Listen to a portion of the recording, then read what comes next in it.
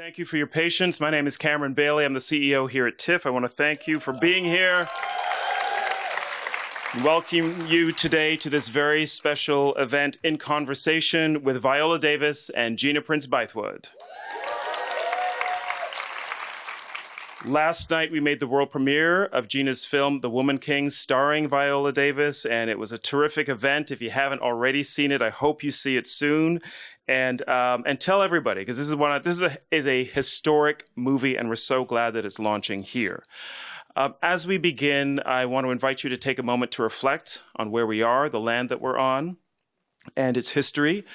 This is the treaty lands and territory of the Mississaugas of the Credit and the traditional territory of the Anishinaabe, the Wendat, and the Haudenosaunee. It is within the lands protected with a dish with one spoon wampum belt covenant, and it's home to many First Nations, Inuit, and Métis people. We are grateful to be working on this land and to be presenting the work of Indigenous storytellers all through the year and at this festival as well.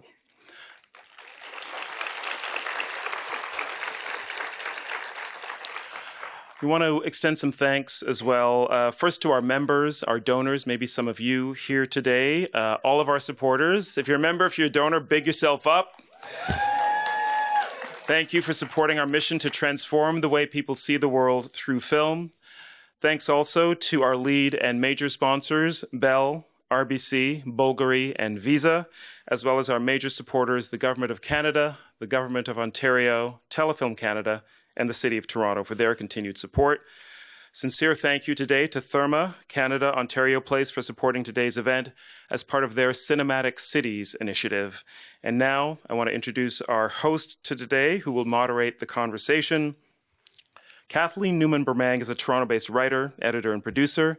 She's Deputy Director Global at Unbothered, which is Refinery 29's sub-brand made for and by Black folks, where she oversees content across the UK, US, and Canada, and writes about pop culture, race, feminism, and all three together. She was the recipient of the 2022 Canadian Screen Awards inaugural Changemaker Award. She's also the co-host of the R29 Unbothered podcast, Go Off Sis, and her writing has appeared everywhere, and we're thrilled that she's here to lead this conversation. Please join me in welcoming Kathleen Newman-Bermang. Hello, everyone. Thank you, Cameron. That was very surreal. Whew, I'm so excited to be here today. And I got to start with a disclaimer. I'm going to be professional up here, I promise, but I'm not going to be cool. I refuse to be chill about the fact that Gina PrinceBythewood and Viola Davis are about to join me up here today. Whew.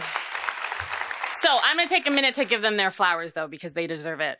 Viola Davis is one of those actors you feel privileged to have the honor of watching. She is a breathtaking, magnetic force on screen, and she will also make you feel feelings you didn't even know you had. That is the power of Viola Davis. She is the first Black performer to win the coveted Triple Crown of Acting, an Oscar, an Emmy, and a Tony. And aside from all the awards she's received, which are all very deserved, she is a generous artist who gives her entire soul into her performances, her body, her sweat, her snot. And she has shared so much of her life with us through her memoir and in interviews on red carpets so that we may learn from her wisdom, her pain, her joy, her mistakes, and her vulnerability. Viola Davis is one of one. She is the bar.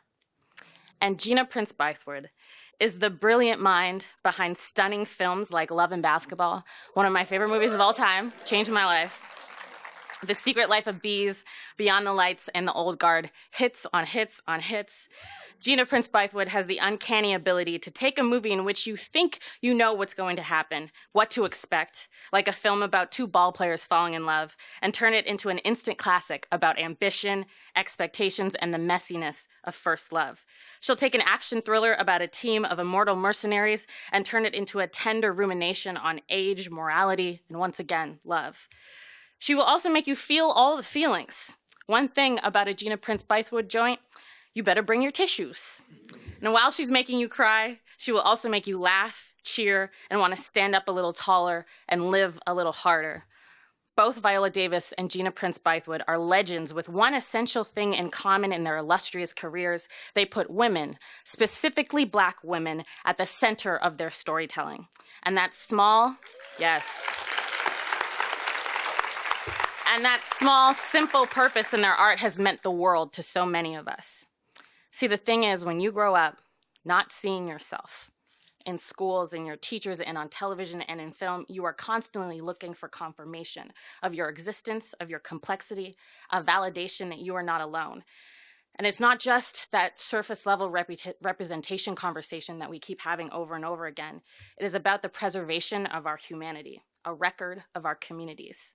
It is about telling our story so that even when we are reduced to stereotypes that do not define us, or to characters who are nothing more than caricatures, they can't take our stories. And the two women who you are about to hear from today have devoted their entire careers, their artistry, to telling our stories.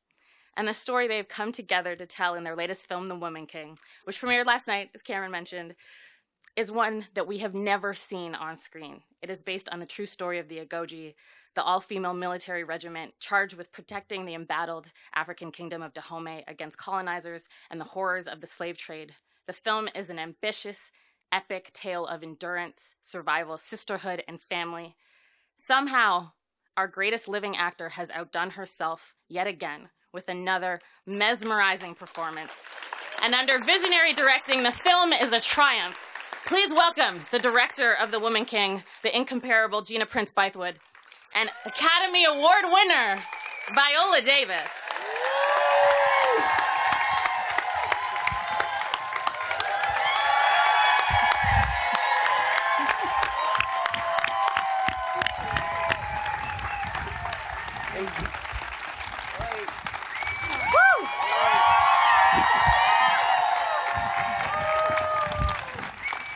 Yes, take that in. Oh, you're so far.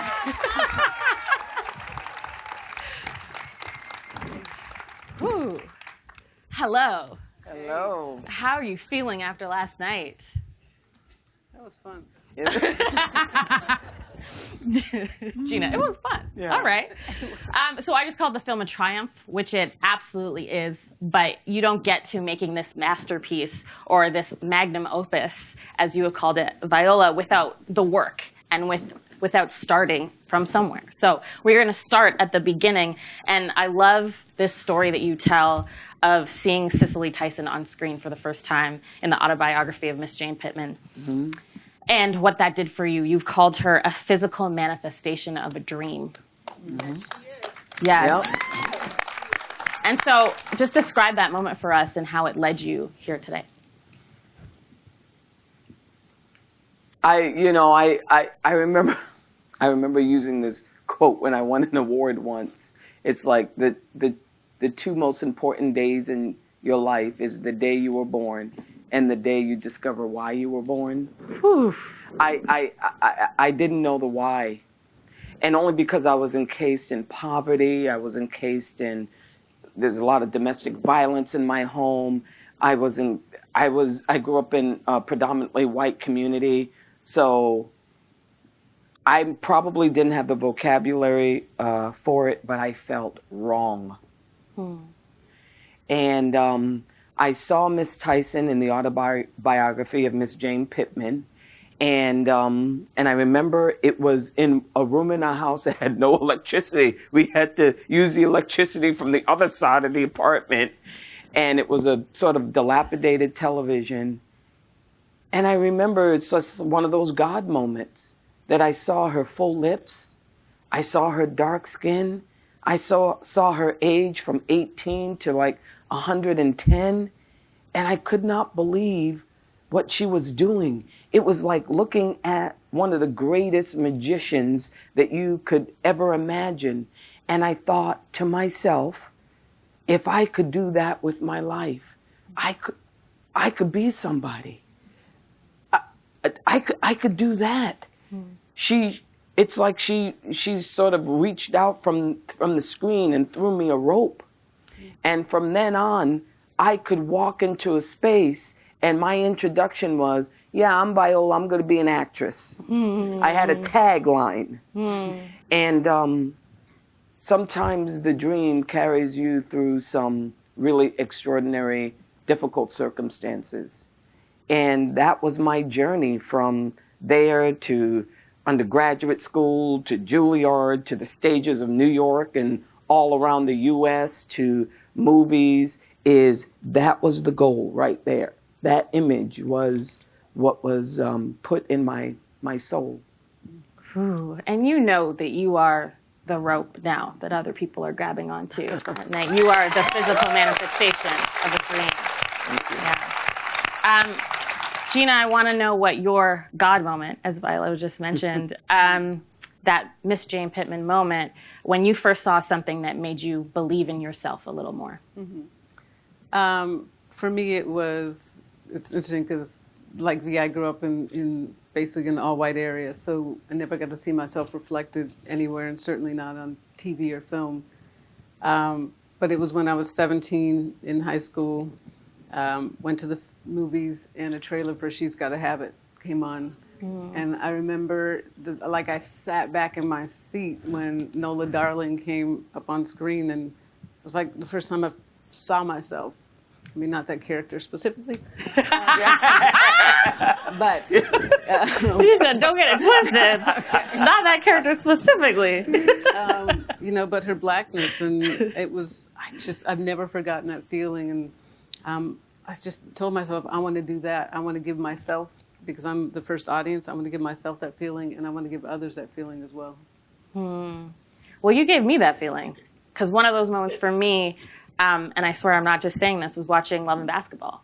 Monica, played by Sanaa Lathan, she was stubborn and competitive and messy and wrong sometimes.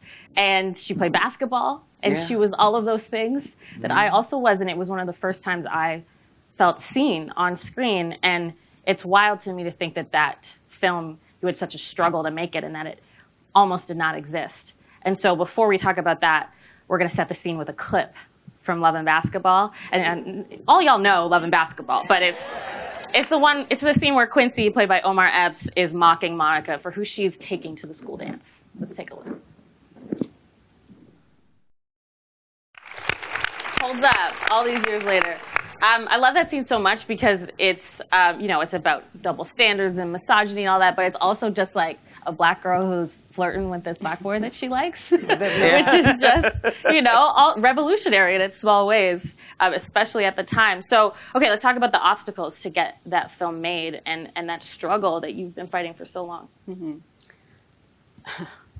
It blows me away to this day that the film has endured because of what it took. I had this idea in my head, this semi-autobiographical story about this girl who wants to be the first girl in the NBA, and on paper, certainly in Hollywood, who wants to see that? But it was something I believed in, and so I said, I'm going to take a year of my life and write it. And so it took a year. It actually ended up being a year and a half. I'm blessed with an incredible husband, Reggie Rock, who is harder on me than anyone what you need in your life. And he kept saying, every time I thought it was ready, he said, no, a little bit more work, a little bit more work. But finally, a year and a half, excitedly, Soul Food had just come out. I was like, okay, this feels like the environment. And took it out and got crickets. Every single studio, every single production company turned it down. And I had a list on my fridge. And every day was crossing off another one. And actually, I remember the last one was Jodie Foster's company, Egg Pictures. Remember that? That was the last. And It's interesting. Noted. Viola and I are both like, noted. Appreciate that. And I mean, it was devastating because I thought, God, I just spent a year and a half. But it wasn't just, I don't get to make the movie. It was actually soul crushing because it was such a personal story. And what I was being told is that no one cared. No one cared about my story, this girl's story, this black girl's story. But miraculously, 2 days later, after that last cross-off, Sundance called, and they'd heard about the script and wanted to come in to meet. And it was transformative, that program and what they do. And I got to go up there and have incredible mentors talk to me about the script, and then they put on a reading. And at that reading, Spike Lee's company was there, and they came up after, you know, we want to do this. And that was that lifeline that I got. We took it into Mike DeLuca at New Line. Despite Spike, that was the one company that said that they wanted to meet on it. And it was an incredible meeting where Mike said, just, this is the best love story I've ever read. And he said, how much do you want to make it? And I didn't know. I said, 10 million. And he said, you're going to need more. And that has never, ever happened again.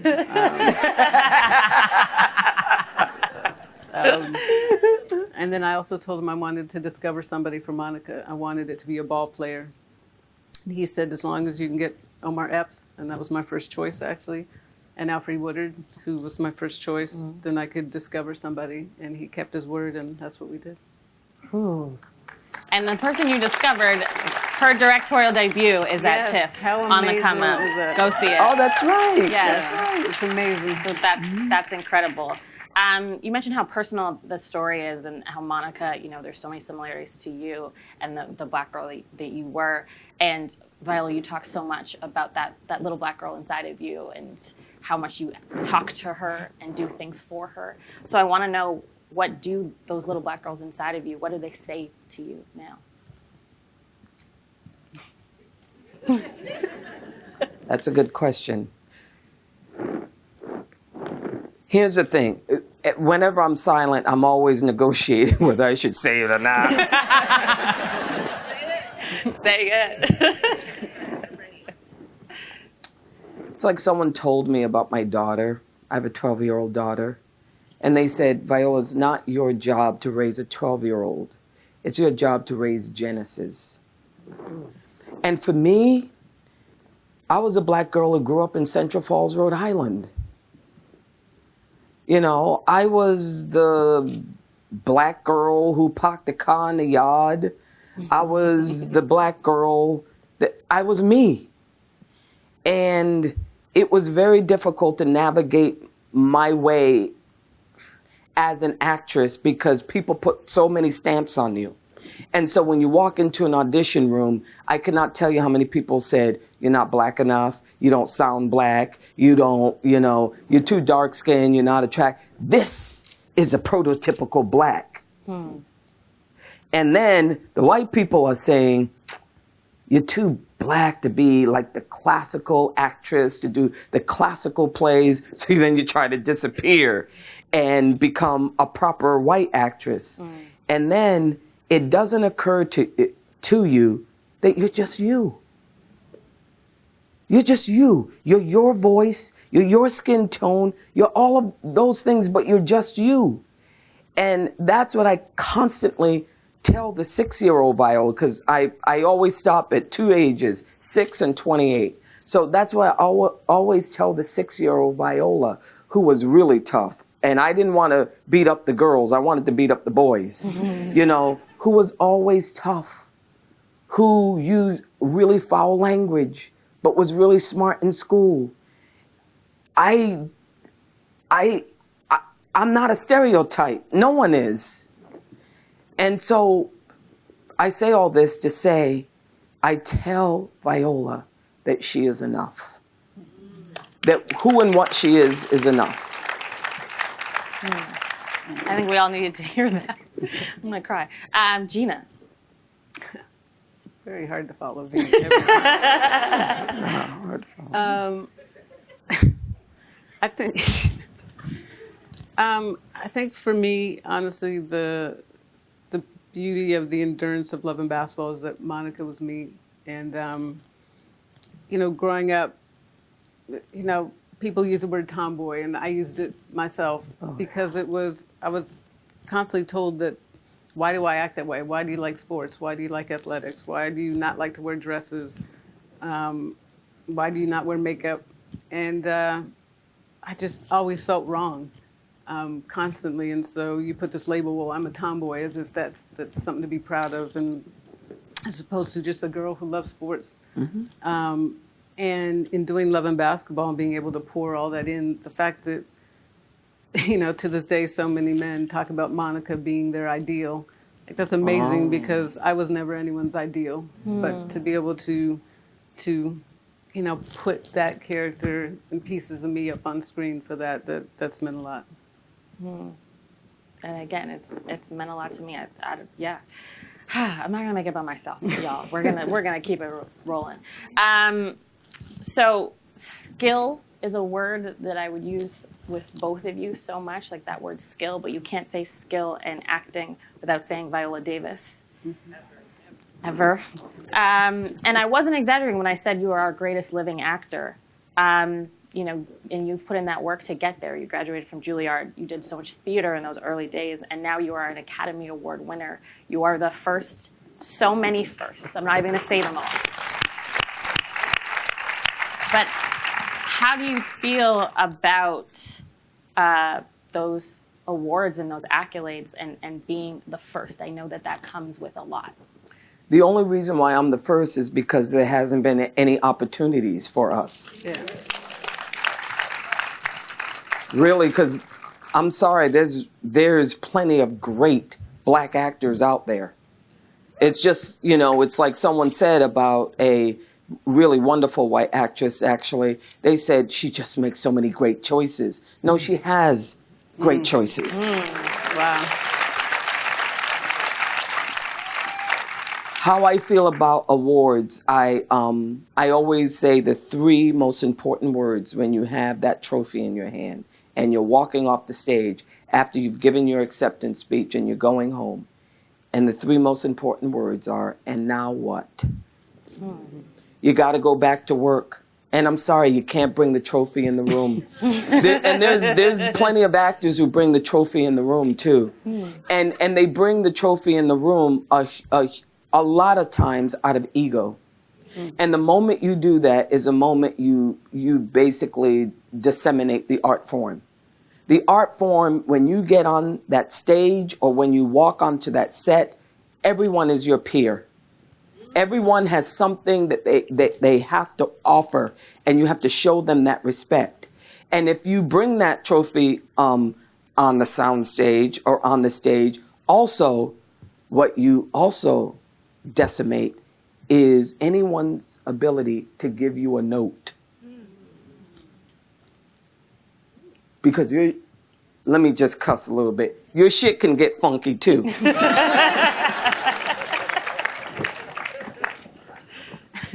And listen, don't get me wrong. I know modesty has been given a bad rap lately, but it's just that you got to go back to work. You got to keep working.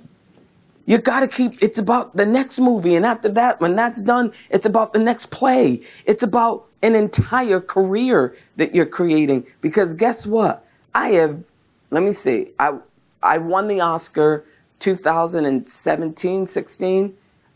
I think I held it once because a friend came to the house and wanted to take a picture with it. And I was like, I got to get it off the shelf. But, and that's the only time I picked it up. And let me tell you really quick, is no matter how many awards you've been given, every job you start, you feel like you're starting from scratch. Yep. That's the truth. It's not me not believing in myself or whatever. The imposter syndrome is real. And, but I'm incredibly grateful. Listen, look at me, I'm saying that, and in my high school picture, my high school yearbook, I said, I want to be rich and famous. So I'm full of shit too. I understand I'm full of shit. I'm full of shit. But at the same time, I have that other part. That's how I feel about awards. Let me be quiet, because I'm digging myself in a hole. I mean, this is the thing too. You are hilarious. Like you do so much. Move us in one sentence and then make us laugh in another. Mm-hmm. But speaking of awards, this feels like as good of a time as any to start the tears. Because we're going to go to a clip from Viola's Oscar-winning performance in Fences. In this scene, Troy, played by Denzel Washington, has just let his wife Rose know that he is about to become a father again with another woman. Let's take a look.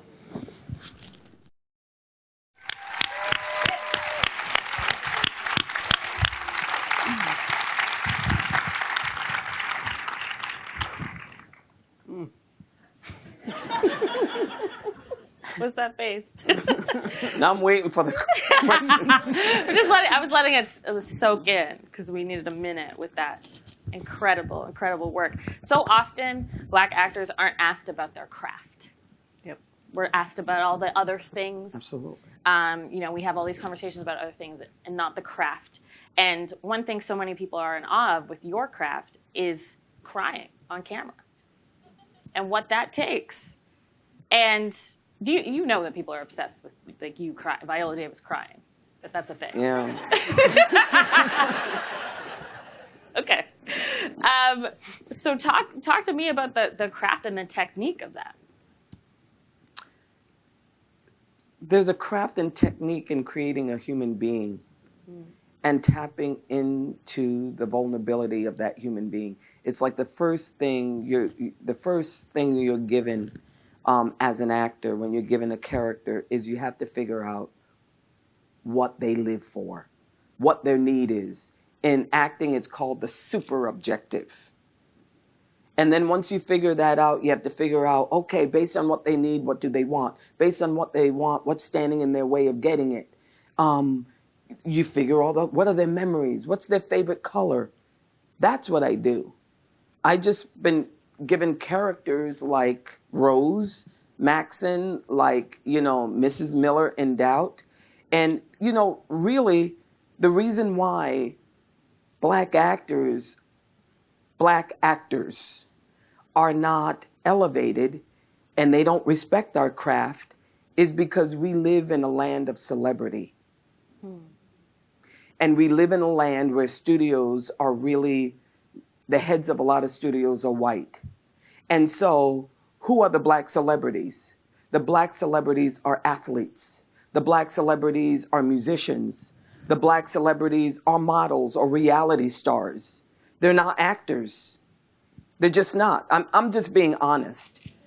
And I'm not saying that within that you can't get great performances out of an athlete or whatever, but they want someone who's going to make money at the box office. Whereas our white counterparts, a lot of the people who make money at the box office are people who are actors. And so, therefore, what that does when you walk into a room and then you talk about craft, they don't get it. First of all, a lot of times people don't see us as complicated, even. It's just what Gina said. She was an athlete.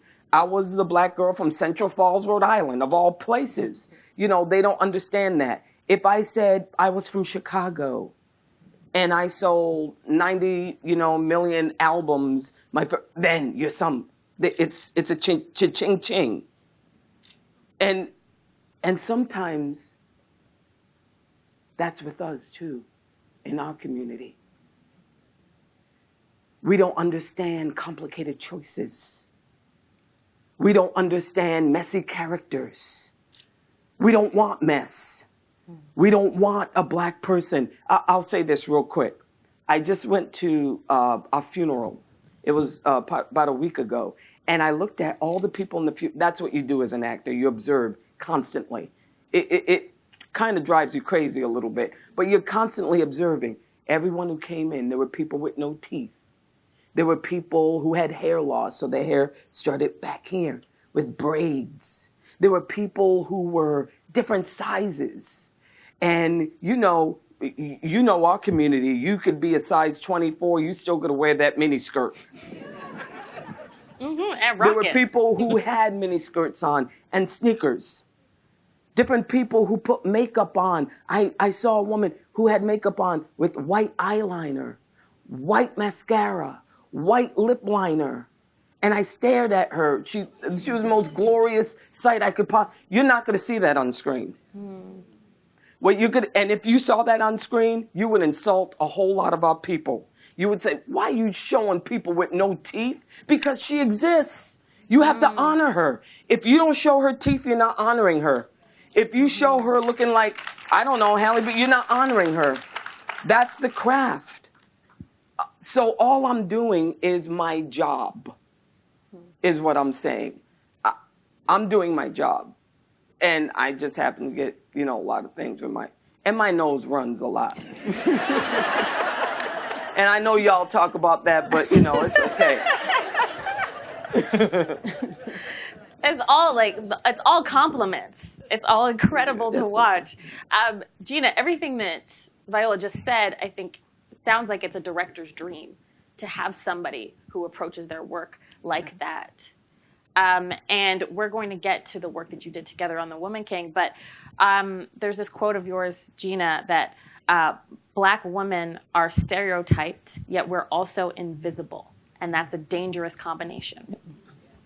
What about that combination have you been trying to dispel through your work? I mean, all of it. There's this Malcolm X quote that, and I'm going to paraphrase, but it's driven me certainly and my work. And we talked about it with Woman King, which is, in America, the most disrespected, unprotected person in America is the Black woman. Yep. And, we feel that, I feel that every day. And how can we counter that? How can we counter the invisibility? Well, the issue is that same 17-year-old girl who did not see herself anywhere. And if I did see myself, oftentimes, if it was on TV, it was in a negative context. So my fight has been, how can I put Black women up on screen that we could be inspired by and aspire to be? But not only us, but the world can see us in a different light. I just think about how many little white kids get to grow up, and certainly white boys, they see themselves heroically in every single thing. We never get to see that. And what we do is so powerful. And my hope, our hope certainly with The Woman King was, let's put women up on screen who are heroic, but not just, we put some badass sisters up on screen kicking ass, but their humanity, their depth, and that their vulnerability is a strength as well. Yes.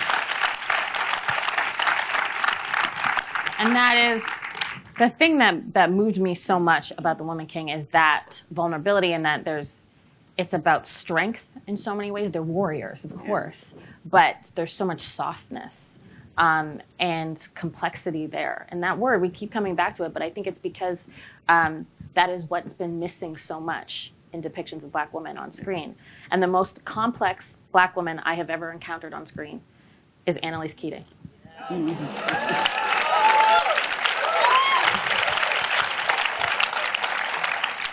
That character and your portrayal of her literally changed the face of television. And it was so interesting to me to see the blatant colorism that also came with that. And I want to thank both of you for talking about colorism all the time, because I think that is the last acceptable thing, gatekeeping thing that happens in Hollywood is colorism. But for me, I was just being like, are you seeing what's happening on screen? She's a mess. She's a mess. And you want to talk about all this other ridiculous stuff that was happening. So how was that frustrating? And just tell us about Annalise Keating, and now that you've put her aside, what she's meant to you. She gave me permission to let this 6-year-old Viola out too. She did, and I'll tell you why. Everyone said I was miscast. Everyone. I remember that's when I used to really read comments online. Everyone said I was miscast. There was actually one review from a guy in Buffalo News, I remember, who said, I think his first name was David. Sorry, David. I'm going to call you out. But one of the things he said is, she's not vulnerable. She's not pretty. You know what? It's not worth watching. I'd rather watch Kerry Washington on Scandal.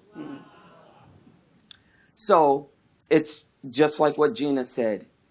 I began to think that I was miscast too, based on the fact that I was not the stereotypical female lead on television, what you usually see with black women. So I'm feeling bad that I am not capable of playing this role because I'm not a stereotype. You put two and two together until I realized, Viola, you're not called to play a stereotype. You're called to play Annalise Keating.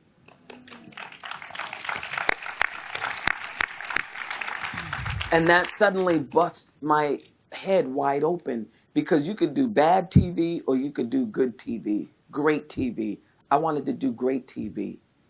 And I wanted to show, okay, when she goes home after being the badass criminal defense attorney, who is she? 85% of lawyers have addiction issues. So she drank a lot of vodka, you know. There was a lot of things going on. There's a lot. I mean, after a while, I was like, you know, there's a lot going on in Annalise Keating. But that was the journey. And once again, it's one of those moments in my life where, you know, like Sergio says, my makeup artist, you know, the path to your dreams, it's beyond your fears. That you're afraid, you take the risk, you jump, and then right there, you've landed right in the middle of your dream. You've literally made it happen, because the only thing that stops you is the limit of your own imagination. Mm-hmm. Ooh, damn, Sergio.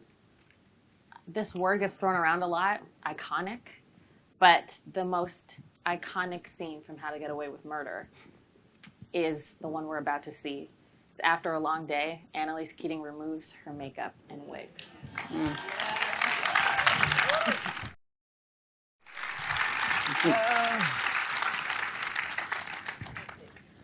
Whew, that scene was so intentional and meant so much to so many people. You heard the reaction from everyone here. Tell me about the intention that went on behind it. I just wanted to know who she was. That's why. I watch network TV so often, I don't know who anyone is. I don't walk great in 6-inch heels, and I see a lot of women who don't. Look at Gina's wearing her sneakers. Gina's been wearing sneakers this whole week, okay? I was jealous. I almost changed when I saw Gina. and any, I'm not saying any, but most women who I know who sleep with a lot of people, which Annalise Keating did, I think with TV, they do it just to be salacious, just to get, you know, viewership. But for me, the truth of the matter is, a lot of women who have sex with a lot of people who are promiscuous have been sexually assaulted.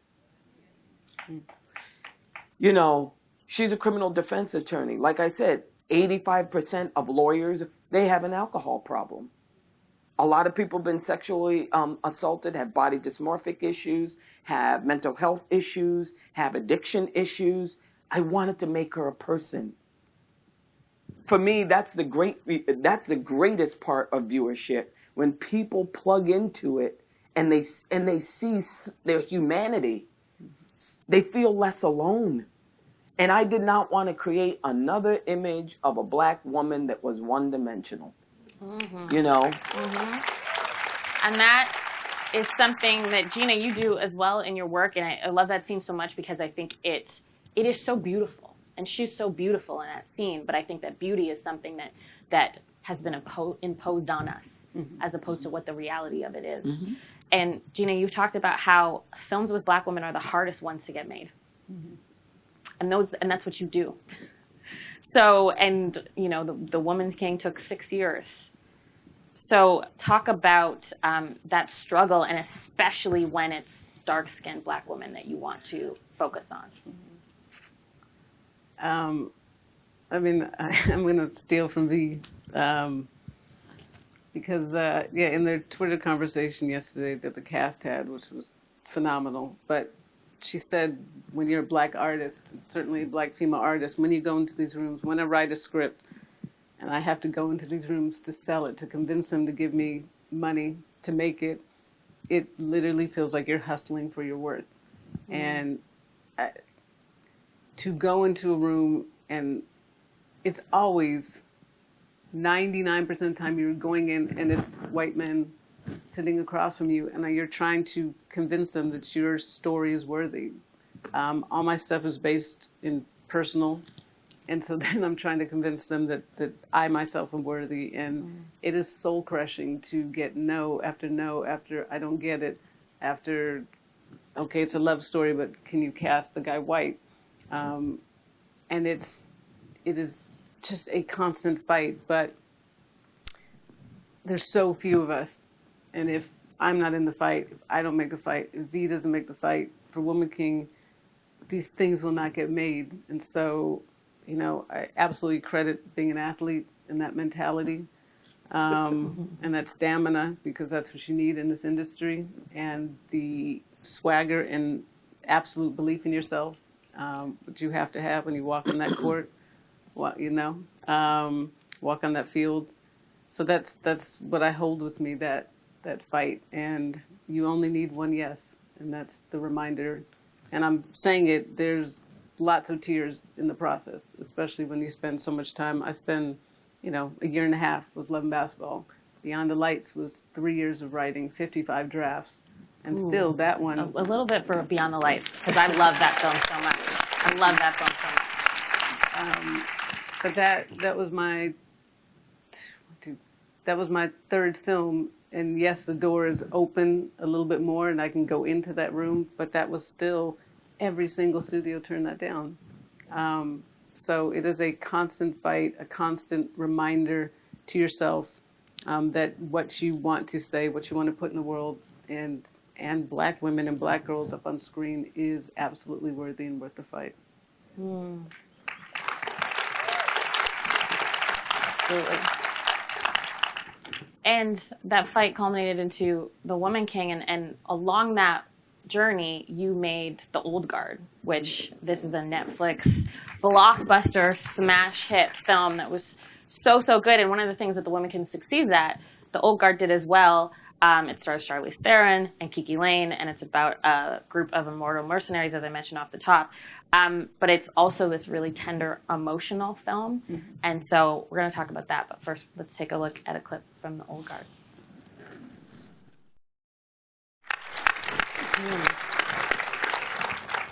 So often, emotion, tears, feelings, that's weaponized against women, to prove our supposed weakness. And what I love so much about that scene is how emotional it is, but that's a through line through your work, is flipping that on its head and delving into those emotions. How and why is that a priority for you? V touched on it. It's showing our humanity, that people don't see our humanity.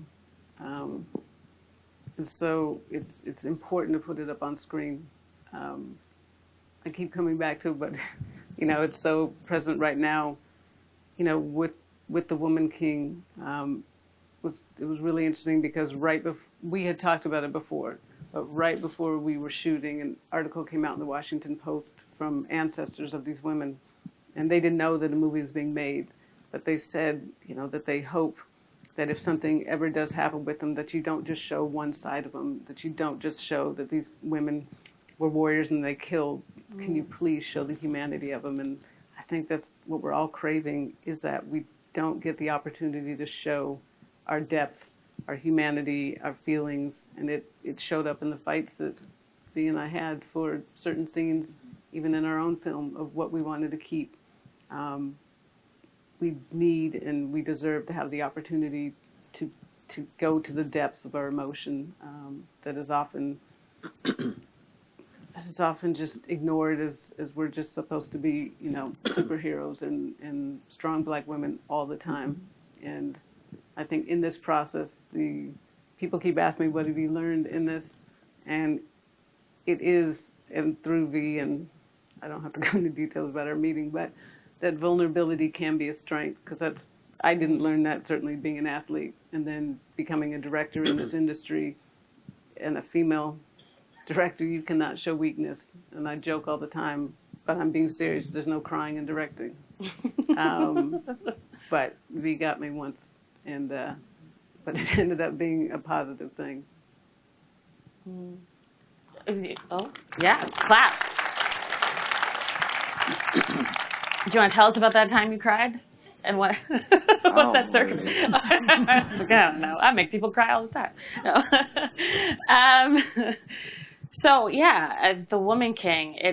I keep saying the word triumph, but I'm just so excited for both of you, for everyone who worked on the film. And there were so many emotional moments where I got chills just seeing, just the surface level, just seeing that many dark-skinned Black women on screen. But then also, it's, yes, this beautiful, emotional, vulnerable story, as you mentioned. But you had to wage a lot of battles to get here, to get the Woman King to Toronto. And last night I saw you exchange a look, the two of you, when you were on stage and receiving the praise. And it felt like joy, relief, happiness. I don't know, you tell me what these emotions are that you're feeling together being here with this film. Well, I feel most people don't understand what it means to get a film made. They know that you have the vision for the film, you pitch it or whatever, and then they see it when it finally comes on the screen. But there's no talking about the in-between. And it can get ugly. Yes. It really can. You know, it's like I said in one interview, I call that part of the process the fight. The fighting for the actors, the fighting for the director, the fighting for the proper budget.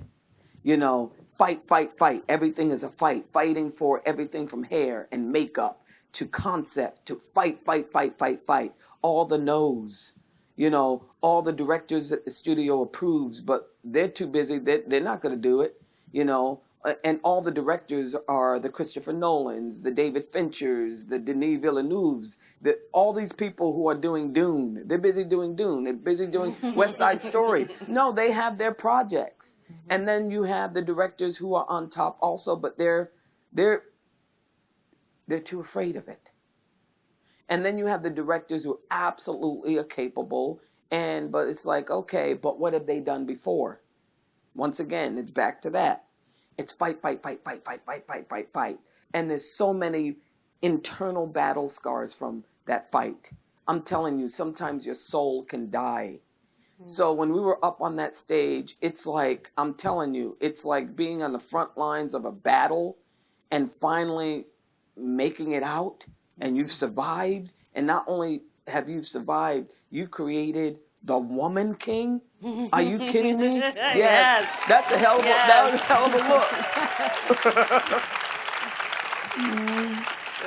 look. Woo, we're so grateful for that fight, and I want to go to a clip from the incredible film we were talking about. This is a moment between Viola's character Naniska and Tuso Mbedu's Nawi.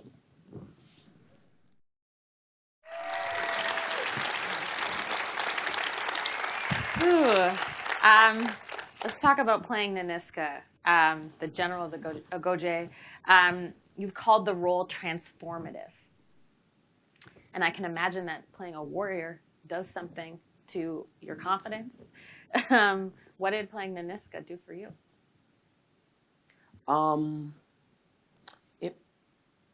I think that playing a soldier and playing a warrior helps you to tap into your warrior fuel.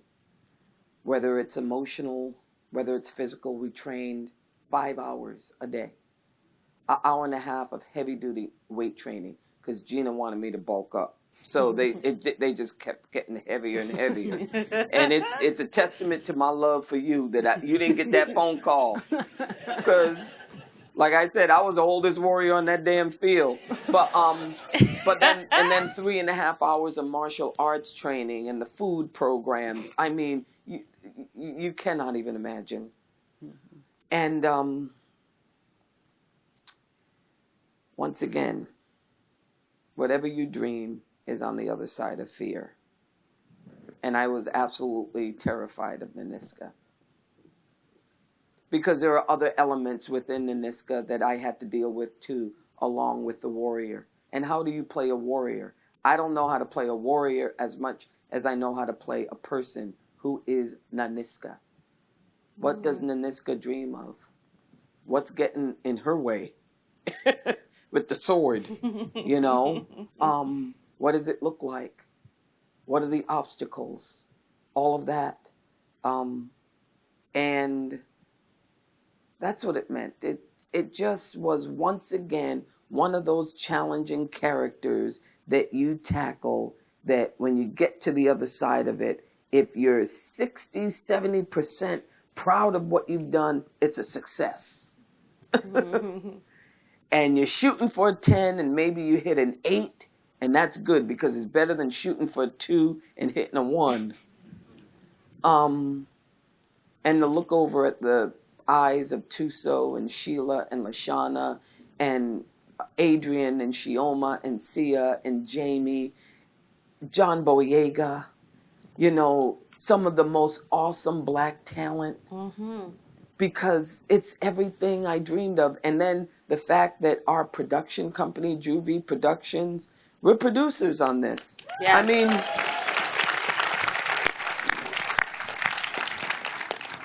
I try the best I can to live my authentic life. I hate it when I'm even in interviews and I give out some bullshit.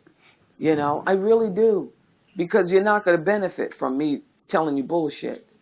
But You never this do. is a culmination and an extension of everything that I am. I didn't trade anything in. Naniska made me proud, just as proud as Annalise Keating, just as proud as Rose. There's just been some characters in my life that I feel like are tattooed in me. So, yeah. Yeah, you can clap for that. So you mentioned some of the cast members we saw. Tuso and Bedu's incredible performance. I cannot stress that enough. Tuso and Bedu was incredible in this film. Absolutely. John Boyega, Sheila Team, Lashana Lynch. And last night at the premiere, Lashana was very emotional. And she took a moment to thank you, Gina, for seeing her. And on the red carpet, Sheila spoke to me and spoke really highly of you, Viola. These actors are both of your legacies. And what is it like watching in real time the cast benefit from this dream coming to fruition, Gina? I mean, well, sorry. I mean, foremost, this group of actors, it was transformative for me to be in the presence of these women. We always see these women and John, but it's these women and John, because not only are their acting chops insane, but the passion that they bring, the work ethic that they bring, and the desire to be great. And what I felt during this in the early stages when I'm sitting with them and doing my process, which is really getting to know you. I love the rehearsal process. I love building character. I love building that trust. And how often I heard from them that they never had that before, that they never had anyone give them the assumption of greatness. And that's what I had for all of them. And for them to be seen and heard and have a voice, I mean, to a T, I wanted every character, every actor to feel like it was a collaboration and not me dictating, because I saw their genius, and it was heartbreaking to hear how often in their work, as dope as all of them are, that they don't get that grace. And so it was, to hear Lashana say that, to talk with Sheila and Tuso, again, transformative, because for me, it's just part of my process. I respect the actors so much and what they do and what they give. They give us everything if you create a safe enough space to be vulnerable. And I do not ever take that lightly. So to hear from them the importance of that, the grave importance of that, not like, I don't think I would have ever gone backwards, but now I just want this type of environment for the rest of my career.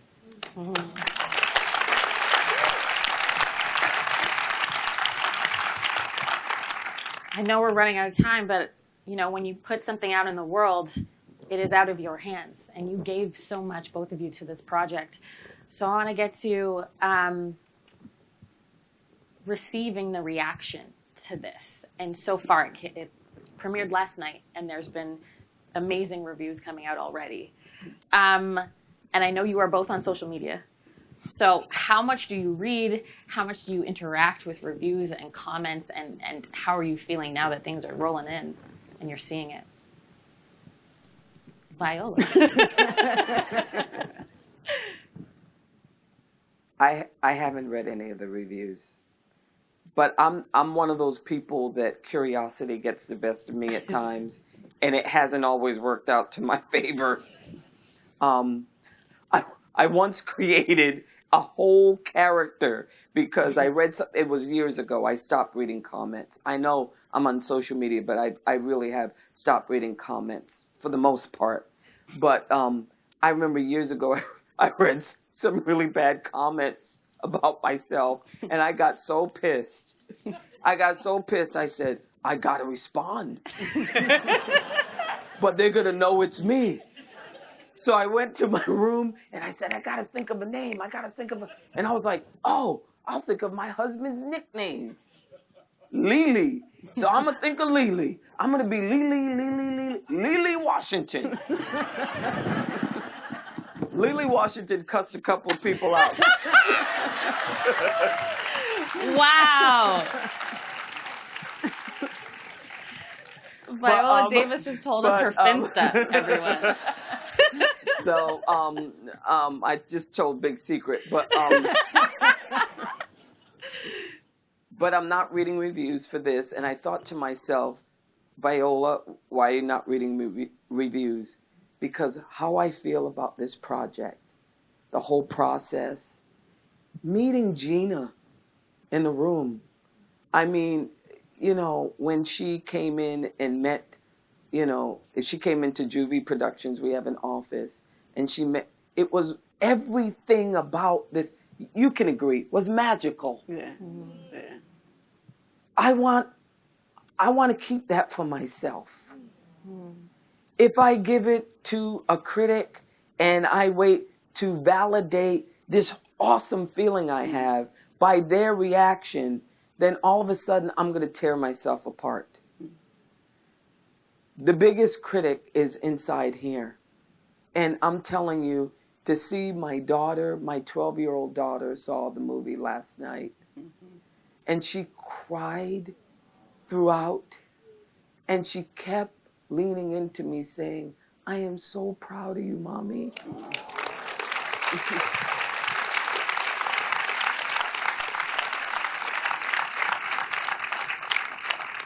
That's everything. Yeah. Gina, are you reading reviews? I don't want to follow it. I'm over here trying not to cry. But yeah, no, Gina, I want to know because I know that you have talked about sometimes interacting with criticism. And not as Lily, I do. And then you get in trouble when it's yourself. Because you can't win a fight on Twitter, I learned. You really can't. You cannot. Everything V said is true. What I want to live in this moment is the screening last night. I knew that the actors, it was the first time they got to watch it with an audience. You know, V had seen it twice before then. All the actors had seen it once before, but by themselves. It was a magical night, and to be able to hear the reaction, hear the sniffles, hear the laughter, the cheers. Like, I want to live in that feeling, and it's so easy for someone to dent it. It's human nature, and it sucks because literally we can have 50 great reactions when one asshole says it felt too long, and then I'm like, oh. And I don't want to do that with this one. This journey was certainly the toughest journey in my career, but also the most joyous and beautiful. And I wanna hold that as long as I can.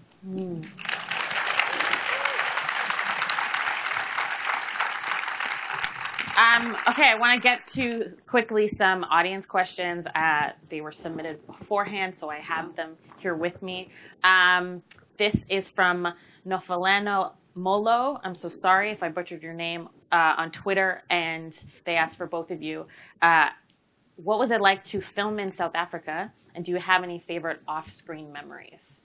Again, just like the energy emanating off-screen when you're watching it. Mm-hmm. So to be in there, to be in South Africa filming this movie, take us there. I mean, I have an incredible memory. I mean, there was a lot, and there was a reason we were there. And there was one particular day where it was like, yes, this is why we're here. Again, this was a brutal shoot just because we needed more days. So every hour, every minute was precious. And I remember we were shooting the tribute, and it was 300 background.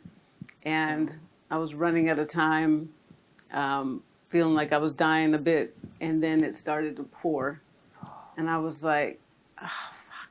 Oh, whoops. Sorry. Oh, shoot. It's okay. And I just dropped my head. I was sitting in my chair, my head was down, and suddenly I heard singing, and joyous singing. And I looked up, and our background, 300 men and women were in the middle of the palace square, because we built the whole palace, and they were dancing in the rain and chanting in unison, and it was the most beautiful sound.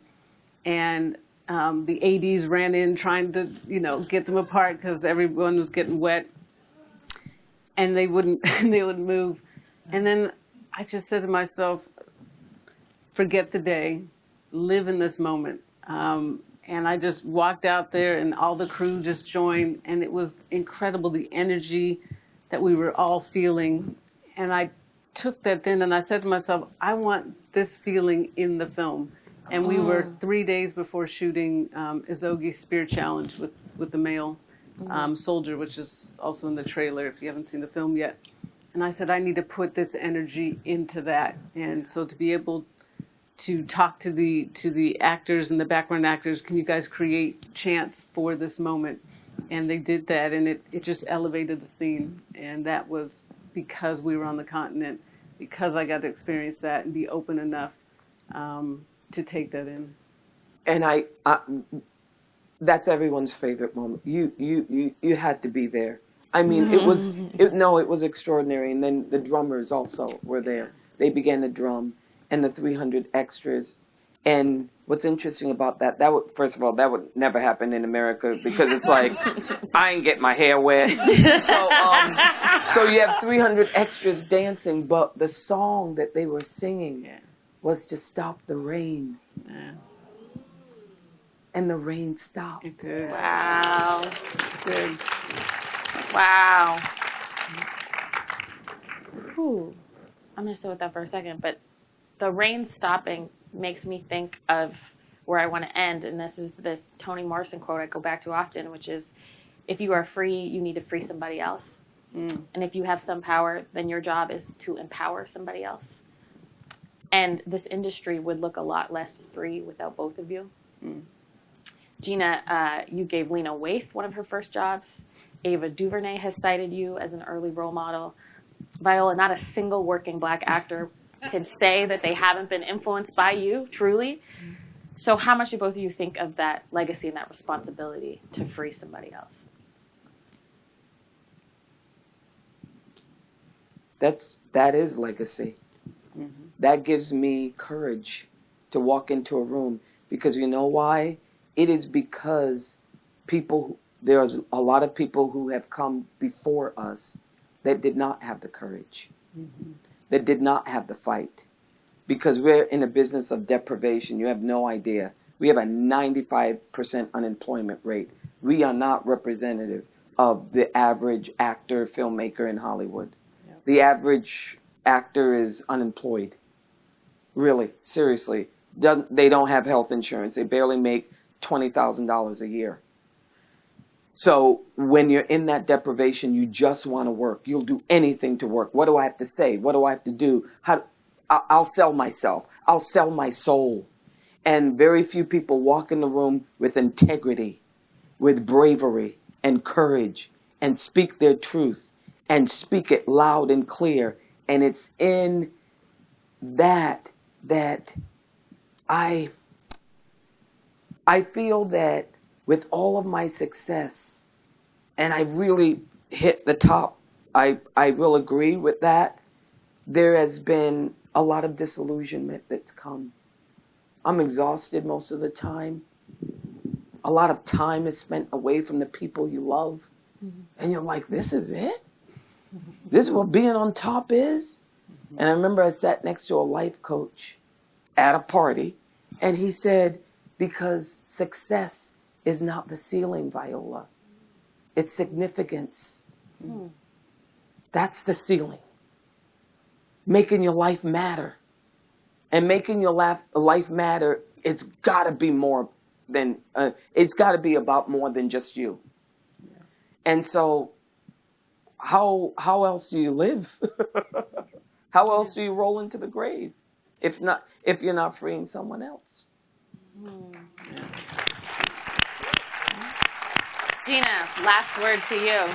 I mean, I'm gonna be a jerk about it, but cosign.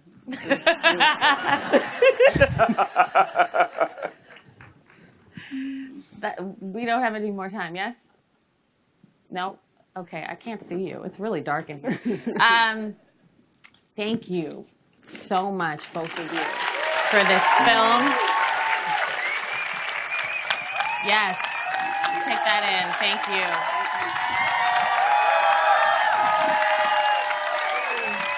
For the work that you do for this film. Thank you. Thank you so much.